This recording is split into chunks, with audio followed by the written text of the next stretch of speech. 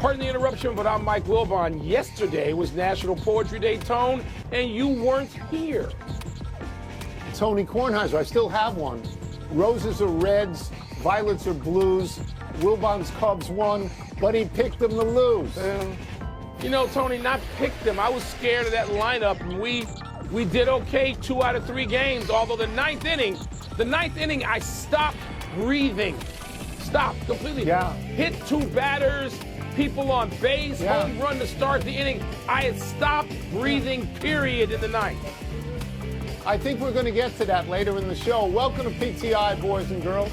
In today's episode, the Cubs advance, the Niners somehow beat the Rams, and Alabama and Miami face potentially tough matchups. But we begin today with baseball and the 2 wild-card winners in the American League, Detroit and the Yankees. Both won against familiar divisional foes. The Tigers beat Cleveland, and the Yankees rode rookie Cam Schlittler's, got to be careful with that name, right on in a 12-strikeout performance over 8 scoreless innings. Wilbon, which team impressed you more? Well, if it's team, Tony, it's Detroit. You know, winning 2 out of 3 after they had hit the skids. They had hit the skids 2 out of 3 in Cleveland against their primary rival. If you ask me which team, Detroit pulled it together when it looked like they had just lost so much in August and September, blowing a 15.5 game lead, going even further back in the season than that. So if you ask me team to pull yourself together and win 2 on the road there, I'm going to say that. But Tone, this rookie pitcher goes out there last night, strikes out 12, walks nobody, has the calm and just the nerve to go out and deal what he did against the team of his youth. Not his youth, he's still young. That's right. His team. He's a New England kid. Right. He's a son of New England, and he goes out there and shuts down the Sox. I mean, he didn't dream of that. That would have been sort of a nightmare for him as a kid to do that as a Yankee against the Sox. It's a hell of a story. I'll take that as the better story of the 2. Yeah. I'm just going to repeat everything that you've said because I agree with it, right down the line. My first impression is to say that what the Tigers did is more impressive because they were in free fall. They were 7-17 in September. At the end of the season, they had lost 5 out of 6 to Cleveland, who had made up 14.5, 15.5, whatever it was. And it looked like the Tigers, that they had run out of breath, that they couldn't possibly win. Plus, as you say, they're on the road. So for them to win is extraordinarily impressive. And the statement made in Game 1 by Tarek Skubal, when he struck out 14 in hindsight, looks like the game changer. But you'll appreciate this. Although I was never a Yankee fan, I grew up in New York, and I know what the Yankees and the Red Sox are. I understand that it is an acute and intense rivalry. So for the Yankees to win that, and the same if Boston had won it. I mean, it's a tremendous thing to beat a rival like that. And I will say the same about Cam Schlittler that you're saying. This is a kid who in his professional career had never struck out more than 10 players at any stop along the way in one game. He strikes out 12 Red Sox. He walks none of them. He goes 8 scoreless. And as you say, born and raised in Boston. He doesn't even want to be on the Yankees. He wants to be on Boston. Never dreamed of that. So it was great. It'd be like me dreaming of being on the Cardinals or the Packers. My God. Sure. Yeah. So it's, it is indeed a great story.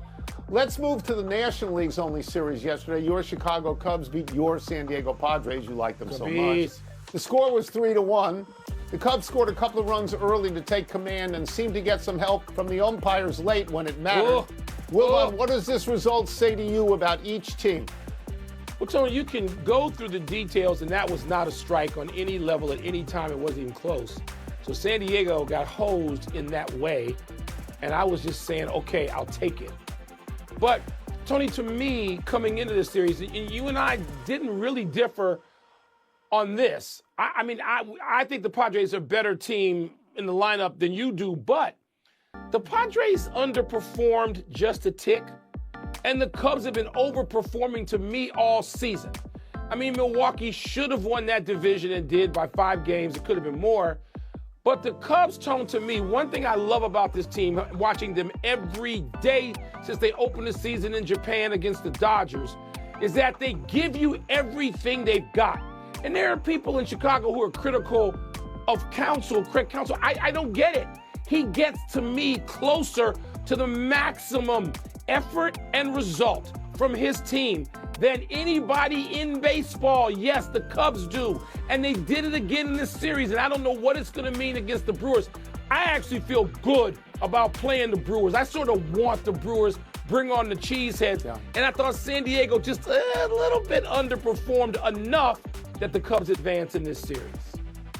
So the first takeaway I have from this series is that the San Diego Padres lineup, which you think is so great, ain't that great, okay? They scored 5 runs in 3 games, which is nothing. And the top of the order with Tatis and Arise and Machado, who you love, they went, let me get this number, 4 for 33. And Mike, in games 1 and 3, which they lost, those 3 went 0 for 22. So I don't want to hear about them anymore. I mean, I just don't. But let's go from the macro to the micro. If people are not exactly familiar with what we're talking about, the strikeout call in the 9th inning on Xander Bogaerts is a terrible call. It's low. Right? It's not in the zone. Now the Padres have just hit a home run to make it 3-1. If Bogaerts is on first and then Keller hits the next 2 guys, which he does, you have a bases-loaded situation. Yeah, you have a bases-loaded situation. Well, he was taken out later, and Kittredge came in, boom, boom, end of series. But I'm saying, if that happens then, that game could go another way. Now, that will never happen again to the San Diego Padres, because their season is done. And next year, you're going to have the ball strike box, and you're going to have a challenge, so that will never happen again. I mean, I thought the Cubs were good, and I agree with you.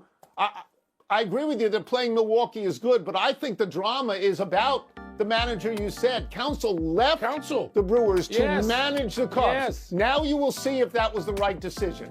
Now it was the right decision already. But, Tony, real quickly, let's give the Cubs starting pitching some credit with San Diego shutting those bats down at the top of the order. The Cubs had either the first or second best ERA for starters in the National League going into the postseason, I'm pretty sure, or certainly late into the regular season. So our starting pitching, I just don't think, give them some credit. Right, that's fine. I just don't think that lineup is as good as the Dodgers lineup or the Phillies lineup. Well, I just don't. No, those might be the best 2. We're going to find out about that too, won't we? Let's move to football. The Thursday night game had all kinds of drama. The San Francisco 49ers, vastly injured, beat the Rams in overtime when the Rams went on 4th and 1 rather than kick a tying field goal. Rams coach Sean McVay took full responsibility for the bad play call that got stuffed for no gain.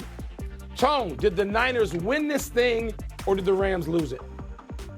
So I'm going to be honest here.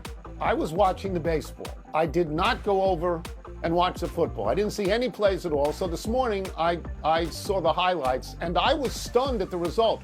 I didn't think San Francisco had any chance in this game.